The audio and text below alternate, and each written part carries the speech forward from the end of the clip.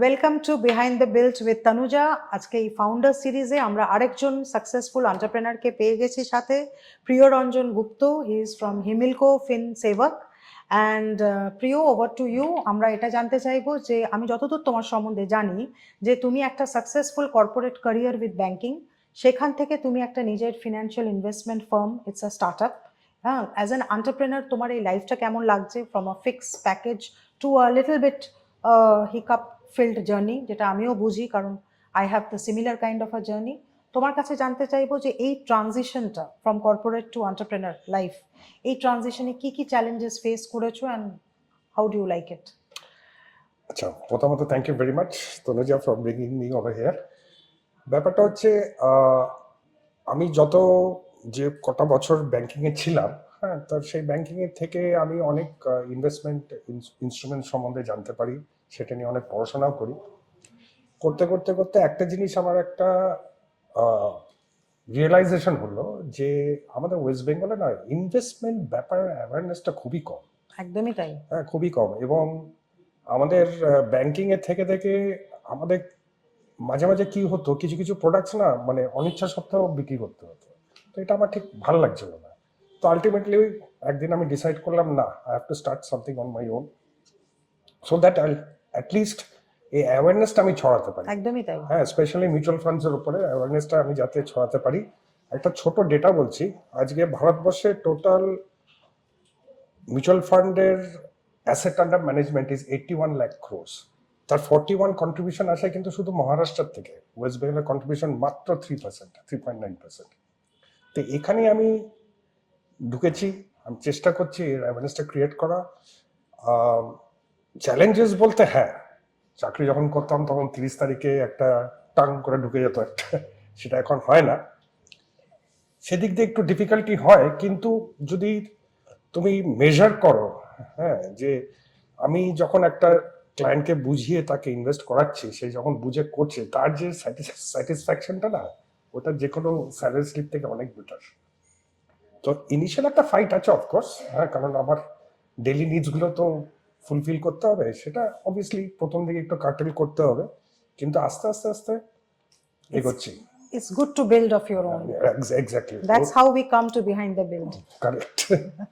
প্রিয়, আমি এটা বুঝতে পারি যে আমাদের ফিনান্সিয়াল ইনভেস্টমেন্টের যে অ্যাওয়ারনেসটা, সেটা আমাদের সোসাইটিতে একটু কমই আছে।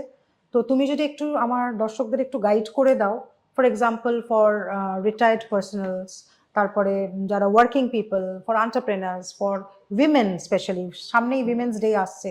তো আমার যারা উইমেন ভিউয়ার্স আছে তাদের জন্য যদি একটু বলো যে কি ধরনের ইনভেস্টমেন্ট করলে একটা ভালো রিটার্ন পাওয়া যায়, এবং যখন ঝড়ঝাপটার দিনে সেই ইনভেস্টমেন্টের উপরে আমরা একটু ভরসা করতে পারি, একটু যদি গাইড করো।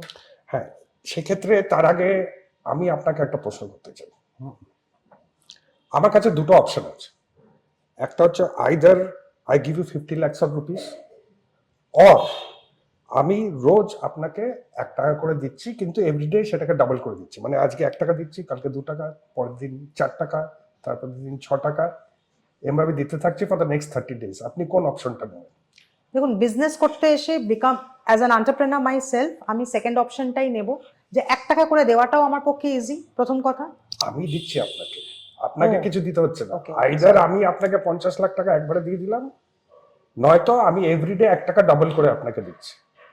আজকে 1 টাকা দিলাম, কালকে 2 টাকা দিলাম, পরদিন 4 টাকা দিলাম, তারপর দিন 8 টাকা দিলাম, এভাবে। তা আপনি কোনটা নেবেন? যদি আমি তোমাকে ধরতে পারি, যদি তুমি আমার সাথে থাকো, তাহলে আমি ওই 1 টাকার অপশনটাই যাব, যেটা ডাবল করে তুমি আমাকে দিচ্ছ। কারণ আমার মনে হয় তাতে হয়তো আমার ফাইনাল গেইনসটা বেশি, এবং সেটাকে আমার মোর সাস্টেনেবল মনে হচ্ছে। আর অ্যান্সারটা কারেক্ট। অ্যাকচুয়ালি কি জানেন তো, আমরা এই প্রশ্নটা করার পেছনে কারণটা হচ্ছে আমরা শর্টকাটে টাকাটা চাই। হ্যাঁ, এই প্রশ্নটা অন্য 90% লোক কি বললো, আমাকে আগে 50 লাখ টাকা 50 লাখ টাকা দাও। কিন্তু ওই সিচুয়েশনে আমি যদি দিতাম টাকা, এভরিডে 1 টাকা ডাবল করে দিচ্ছি, 30 দিনে গিয়ে সেটা 53 কোটি টাকা হয়। Exactly, 53 crores plus as an entrepreneur ওটা আমার গেইনিং বেশি না। তো this is the power of compounding, এটাকে কম্পাউন্ডিং বলে। তো এই কম্পাউন্ডিং জিনিসটার অ্যাওয়ারনেসই আমাদের ওয়েস্ট বেঙ্গলে নেই, একদমই নেই। এবার কম্পাউন্ডিং এর এফেক্ট পেতে গেলে প্রথম যেটা দরকার সেটা হচ্ছে ধৈর্য, হ্যাঁ, পেশেন্স আর ডিসিপ্লিন। এই 3টে জিনিস দরকার। আমার কোন ফান্ড কি রিটার্ন দিচ্ছে, কোন ফান্ড ভালো কোন ফান্ড খারাপ, সেটা নিয়ে অত ভাবার দরকার নেই। আমার এই তিনটে জিনিস যদি থাকে, আর আমার যদি একটা গোল থাকে যে 10 বছর পর আমার এই টাকাটা চাই, আমরা ইজিলি ওই টাকাটাকে অ্যাচিভ করতে পারি। এই অ্যাওয়ারনেসটাই ছড়ানো আমার উদ্দেশ্য। Thank you. আর এনিথিং মোর, দর্শকদের যদি আরেকটু কিছু বলতে চাও? দর্শকদের একটাই জিনিস বলার, India is a growing country. হ্যাঁ, ইন্ডিয়ার সব থেকে বড় অ্যাডভান্টেজ হচ্ছে demography, very young population, working population. Believe in the growth story of India and invest in the growth story of India. Absolutely. Thank you so much. Thank you. Thank you.